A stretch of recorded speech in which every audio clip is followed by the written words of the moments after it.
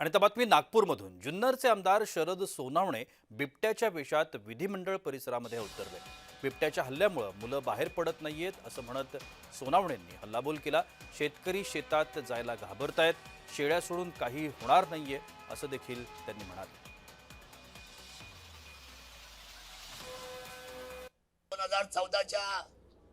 2014-15च्या हिवाळी अधिवेशनामध्ये मी हा धोका सांगितला होता शासनाला की ही मांजराची प्रजात आहे। हा शेड्यूल 1 चा नसून हा शेड्यूल 2 चा आहे। याला शेड्यूल 2 मध्ये आपण प्रस्तावित करा, जेणेकरून याला आपल्याला पकडता येईल किंबहुना आपल्याला याचा बंदोबस्त करता येईल। शेतामध्ये आमची महिला भगिनी, आमची माय मावशी, आमची आई, आमची आजी शेतामध्ये काम करू शकत नाही। आज लहान लहान मुलं शाळेमध्ये जाऊ शकत नाही। आज लहान लहान मुलं अंगणामध्ये खेळू शकत नाही।